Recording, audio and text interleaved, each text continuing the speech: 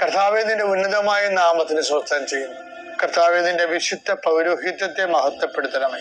കർത്താവേ, സഭയിലുള്ള സാന്നിധ്യം ദൃഢമാക്കണമേ.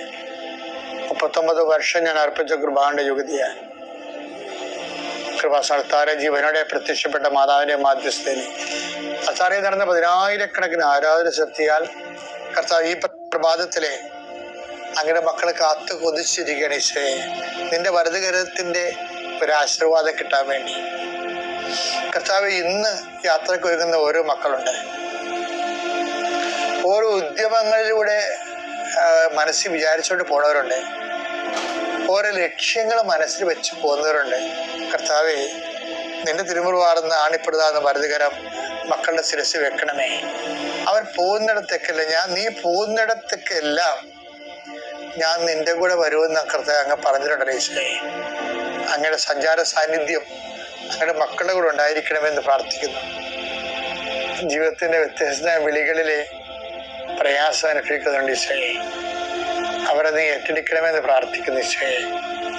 വീടില്ലാത്തവരുണ്ട് ഈശോയെ, അതുപോലെ കുടുംബത്തിൽ കലഹങ്ങളുള്ളവരുണ്ട് ഈശോയെ, ഭാര്യാഭർത്താക്കന്മാർ പിരിഞ്ഞു താമസിച്ചിട്ട് ഐക്യപ്പെടാൻ ആഗ്രഹിക്കുന്നുണ്ട് ഈശോയെ, ജീവിത പങ്കാളിയെ കിട്ടാത്ത പുരുഷന്മാരുണ്ട് ഈശോയെ, ജീവിത പങ്കാളിയെ കിട്ടാത്ത സ്ത്രീകളുണ്ട് ഈശോയെ.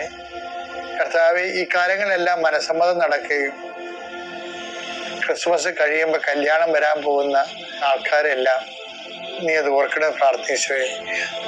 അന്യനാടുകളിലും വിദേശങ്ങളിലൊക്കെ ജീവിക്കുന്നവരും മക്കൾക്ക് അവർക്ക് പറ്റുന്ന ജീവിത പങ്കാളിയെ കിട്ടാതെ വിഷമിക്കുന്നവരും അതിനുവേണ്ടി പ്രാർത്ഥിക്കുന്നവരുടെ ആശയം ഒരു പ്രൊമോഷന് വേണ്ടി പ്രാർത്ഥിക്കുന്നുണ്ട് ഈശോയെ.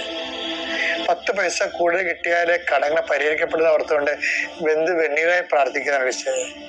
അവർക്ക് എത്രയും വേഗം ഒരു പോംവഴി കിട്ടാൻ പരിശുദ്ധ മാതാവെ ആശ്രയിക്കട്ടെ.